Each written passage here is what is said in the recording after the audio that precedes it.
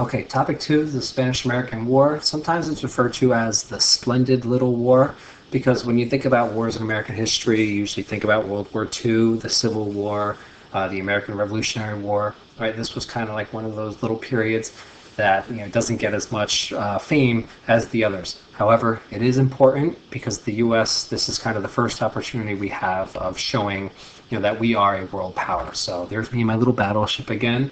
Okay, going to war with Spain. Here are three people reading newspapers. Okay, so at the end of the video, okay, you're going to see the role that newspapers played, right, in the Spanish-American War itself.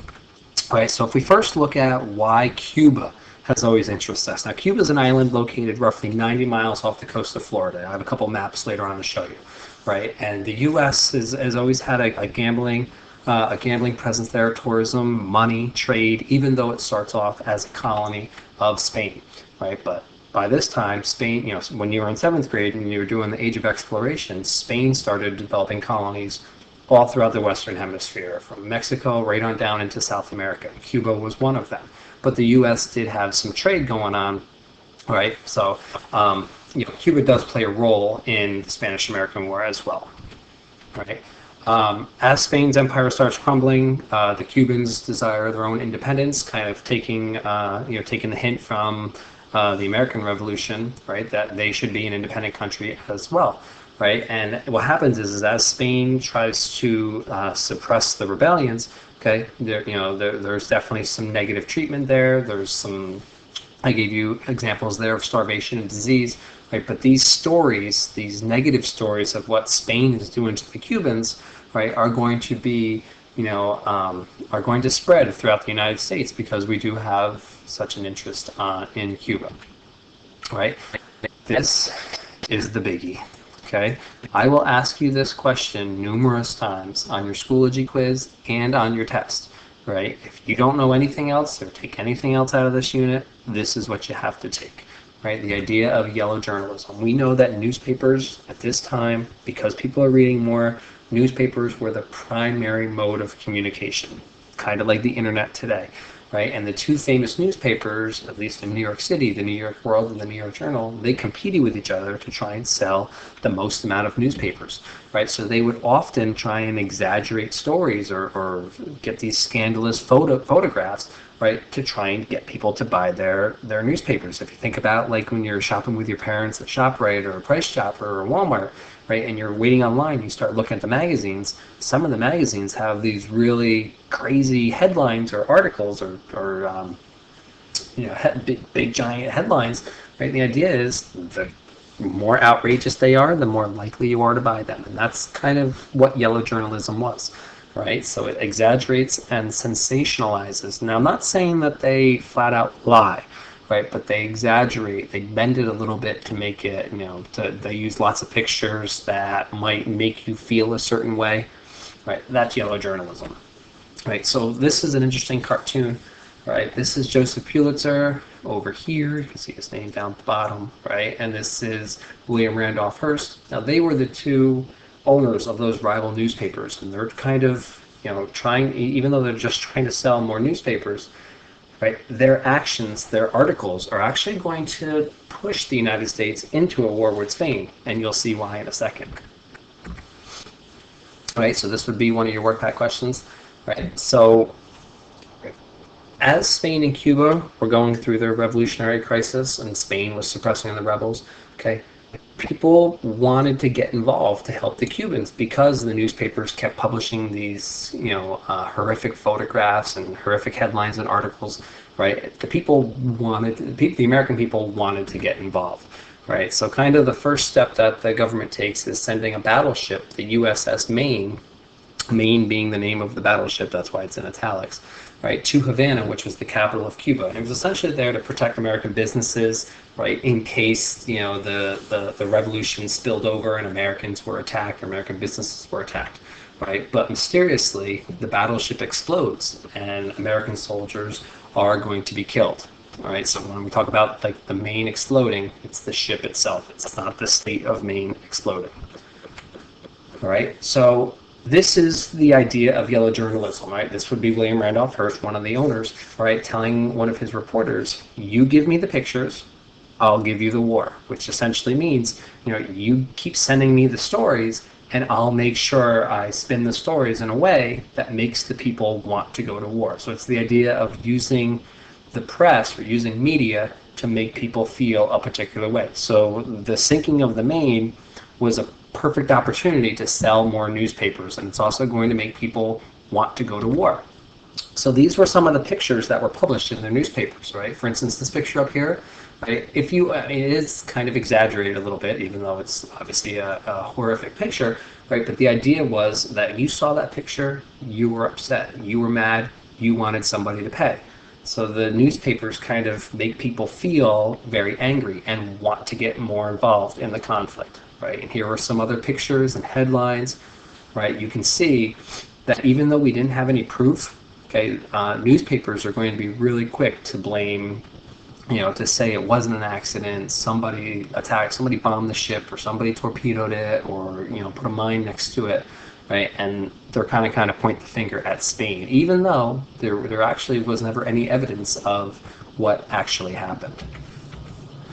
All right, oops, sorry. So this is work pack 3.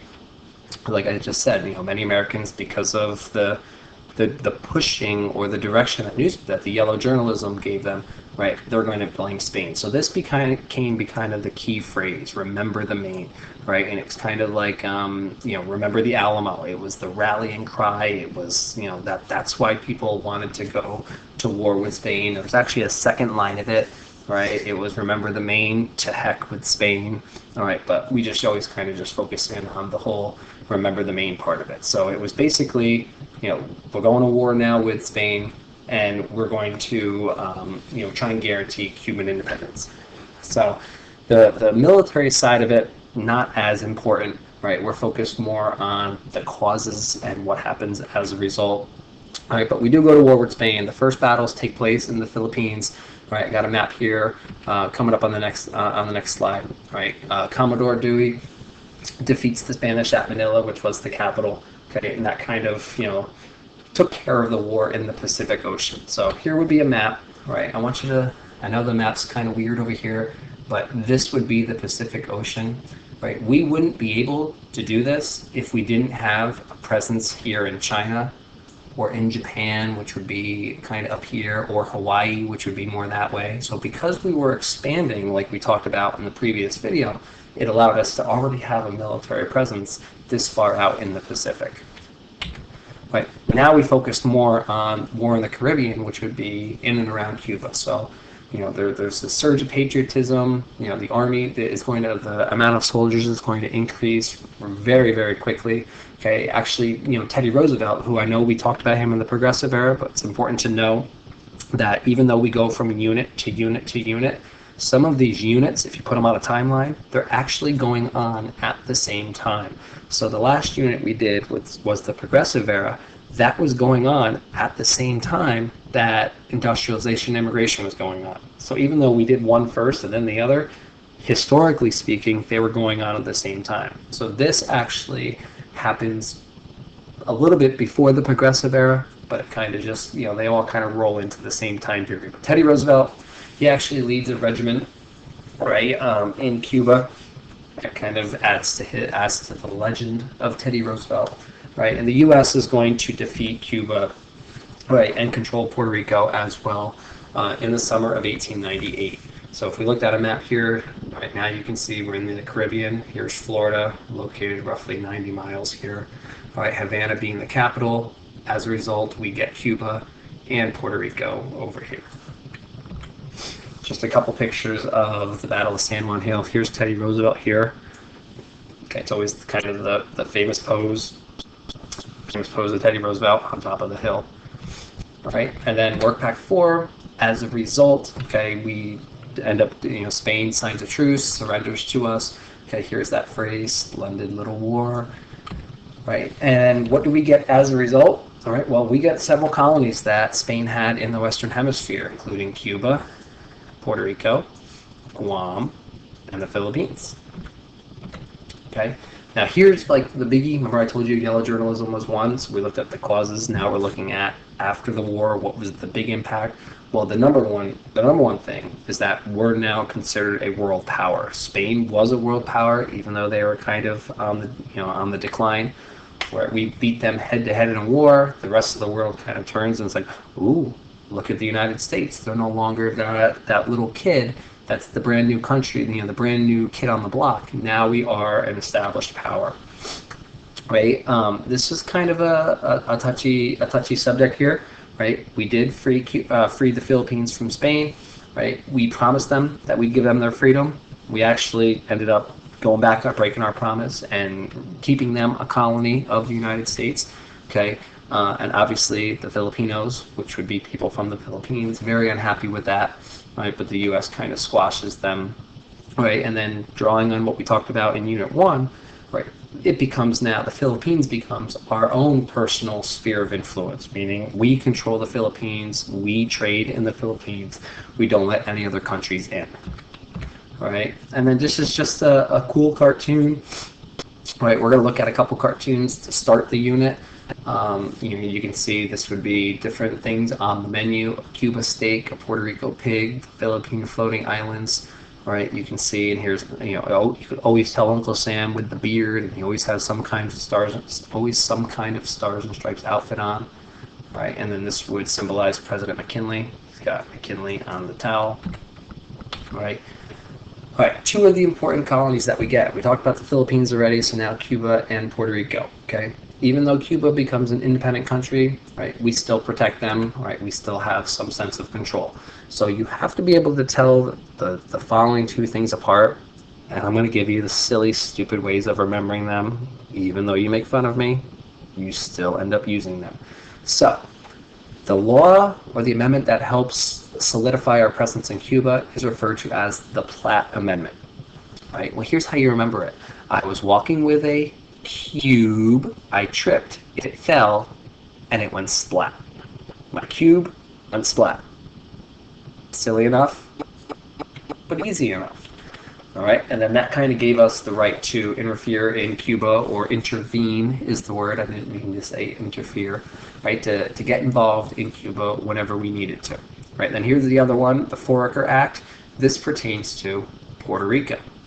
Silly way, Foraker Act sounds like Puerto Rico. So poor.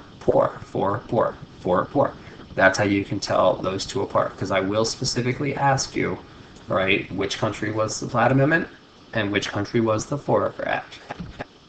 Right, and then here's the last part we're going to finish up with, right, the Anti-Imperialist League. Not everybody, right, is going to love this idea of the U.S. becoming more powerful and establishing colonies, because if you think about it, we at one time were a colony, and most Americans didn't like being a colony. So now all of a sudden we're changing our story, and now we're getting colonies. And people are kind of like, well, wait a minute, that doesn't make sense, right? If we fought back against Great Britain to become an independent country, what gives us the right to control other countries? So that's kind of the thought process that's going on, right? And then this is kind of this kind of sums up that thought process. This would be a cartoon that was published right after the Spanish-American War, and it shows Uncle Sam hugging the war, hugging the world, I guess, right? Even though we're focused on just one half of it.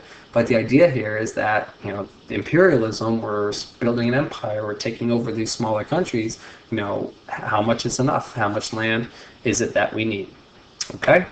All right, topic 2, done.